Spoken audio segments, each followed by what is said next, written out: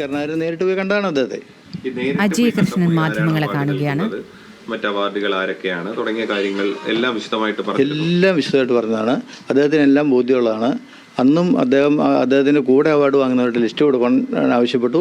അത് പിറ്റേ ദിവസം അവിടെ കൊണ്ട് കൊടുത്തു അദ്ദേഹത്തിൻ്റെ വീട്ടിൽ. നമ്മുടെ ഈ ഡൽഹിയിലെ HRDCൻ്റെ ഓഫീസിന് തൊട്ടടുത്ത് തന്നെയാണല്ലോ അദ്ദേഹത്തിൻ്റെ വീട്.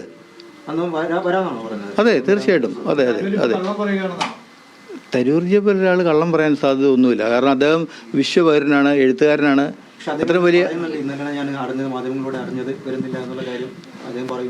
അങ്ങനെ പറയുന്നുണ്ടെങ്കിൽ അദ്ദേഹം വലിയ ഭീഷണികൾക്ക് വഴങ്ങുന്നുണ്ടെന്ന് വേണം മനസ്സിലാക്കാൻ. കാരണം ഇപ്പോൾ കോൺഗ്രസ് അദ്ദേഹത്തെ ആക്രമിക്കുന്നുണ്ടാവും. എന്നും ഞങ്ങളുടെയൊക്കെ ഒരു അഭിപ്രായം തരൂർജിയെ പോലുള്ള ആളുകൾ എത്രയും പെട്ടെന്ന് ഇത്തരം ഒരു ഭീതിതമായ അന്തരീക്ഷത്തിൽ നിൽക്കാതെ അതിൽ നിന്നൊക്കെ പുറത്തു വന്ന് സ്വതന്ത്ര ചിന്താഗതിയോടുകൂടി പ്രവർത്തിക്കണം, രാജ്യത്തിന് വേണ്ടി നിൽക്കണം, രാജ്യ താല്പര്യങ്ങൾ സംരക്ഷിക്കുന്നുള്ള നിലപാടെടുക്കണമെന്ന് തന്നെയാണ് നമ്മുടെ അഭിപ്രായം. ഉണ്ണിത്താൻ എം പി പറഞ്ഞിരിക്കുന്നത് നിങ്ങളുടെ സംഘടനയെക്കുറിച്ച് അന്വേഷണം നടത്തണം, ദുരൂഹതയുള്ള സംഘടനയാണ്, ഇത്തരം ഒരു സംഘടനയെക്കുറിച്ച് ഒരു ഉന്നതതല അന്വേഷണം തന്നെ വേണമെന്നാണ് അല്പസമയം മുമ്പ് ഉണ്ണിത്താൻ എം പി. HRDS ഇന്ത്യയെക്കുറിച്ച് കേരള ഗവൺമെൻറ് ഒരുപാട് അന്വേഷിച്ചാണല്ലോ.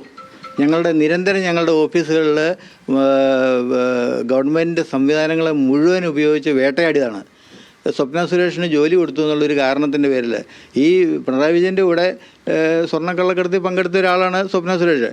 അതിൻ്റെ പേരിൽ അവർക്ക് ജോലി കൊടുത്തു എന്നുള്ള ഒറ്റ കാരണത്തിൻ്റെ അടിസ്ഥാനത്തിൽ അന്ന് മുതലാണല്ലോ ഞങ്ങളെ അന്വേഷിക്കാൻ തുടങ്ങിയവർ.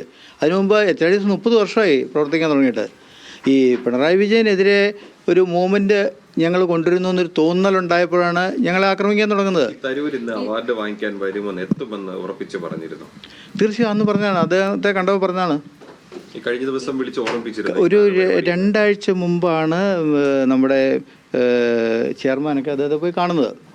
അന്ന് അദ്ദേഹം ഈ ലിസ്റ്റ് കൊടുക്കാൻ പറഞ്ഞു, അത് കൊടുത്തു, വരും എന്ന് തന്നെയാണ് പറഞ്ഞത്. ഇതേവരെ നമ്മുടെ ഓഫീസിനെ അറിയിച്ചിട്ടില്ല ഔദ്യോഗികമായിട്ട്. ഇപ്പോൾ നിങ്ങൾ പറയുമ്പോഴാണ് ഞാൻ ആ കാര്യം മനസ്സിലാക്കുന്നത്. അദ്ദേഹം തന്നെ പറയുന്നുണ്ട് അദ്ദേഹം ബംഗാളിൽ ഒരു വിവാഹ ചടങ്ങിൽ പങ്കെടുക്കാൻ പോകുന്നുണ്ടെന്ന് പറഞ്ഞിട്ട്. ചിലപ്പോൾ ഒരുപക്ഷെ ഞാൻ പറഞ്ഞല്ലോ, ഈ കോൺഗ്രസിൻ്റെ സൈഡിൽ നിന്നുണ്ടാകുന്ന വലിയ ഭീഷണി ഉണ്ടാകുന്നതുകൊണ്ട് ചിലപ്പോൾ ഒരുപക്ഷെ അദ്ദേഹം പിന്മാറേണ്ടി വന്നതായിരിക്കാം. ഈ പുരസ്കാര പ്രഖ്യാപനം രാഷ്ട്രീയ ലക്ഷ്യം വെച്ചാണെന്ന് കോൺഗ്രസ് ആരോപിക്കുന്നുണ്ട്. കോൺഗ്രസിൽ നിന്നും തരൂരിനെ അകറ്റാനുള്ള ഒരു ലക്ഷ്യമാണെന്ന്. അത്തരം ഒരു ഞങ്ങൾ തരൂർജിയെ ഇതിനകത്ത് തിരഞ്ഞെടുക്കാൻ ഉണ്ടായൊരു കാര്യം, അദ്ദേഹം ഞാൻ പറഞ്ഞല്ലോ, ലോകത്തിന് വേണ്ടിയിട്ട് വലിയ രൂപത്തിലുള്ള സംഭാവന ഇന്ത്യയിൽ നിന്നുള്ള ഒരാൾ ലോകം മുഴുവൻ അറിയപ്പെടുന്ന ഒരു നിലയിലേക്ക് വന്നത് ആളാണ് തരൂർജി.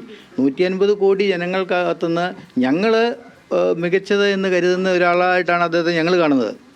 അതുകൊണ്ടാണ് ഞങ്ങൾ അദ്ദേഹത്തെ തിരഞ്ഞെടുക്കാനുള്ള ഒരു സാഹചര്യം. അവാർഡിന്റെ മാനദണ്ഡം സമഗ്ര സംഭാവനയ്ക്കും പ്രവർത്തനങ്ങൾക്കാണോ?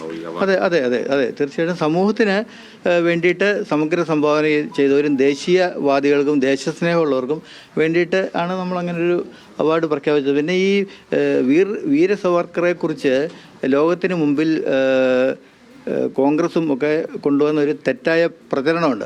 ആ പ്രചരണം പൊള്ളയാണെന്ന് കാണിച്ച് ലോകത്തിന് മുമ്പിൽ അവതരിപ്പിക്കേണ്ടതായിട്ടുണ്ട്. ആ ഒരു ഉത്തരവാദിത്വം HRDS ഏറ്റെടുക്കുകയാണ് ചെയ്തത്. അതുകൊണ്ടാണ് ഇങ്ങനെ ഒരു അവാർഡ് നൽകാൻ നമ്മൾ അങ്ങനെ ഒരു പ്രോഗ്രാം സംഘടിപ്പിക്കാൻ തീരുമാനിച്ചത്. അതേപോലെ RSSന്റെ അഖിലേന്ത്യാ സമ്പർക്ക പോകല്, അതുപോലെ പൂർണ്ണമായിട്ട് RSS അഫിലിയേറ്റ് ചെയ്ത ഒരു അവാർഡ് പോലെ RSS ആയിട്ട് ഞങ്ങളൊരു RSSന്റെ പരിവാർ സംഘടനയൊന്നുമല്ല ഞങ്ങൾ. പക്ഷേ RSSന്റെ ഒരു ആശയങ്ങളെ പിന്തുടരുന്നുണ്ട്.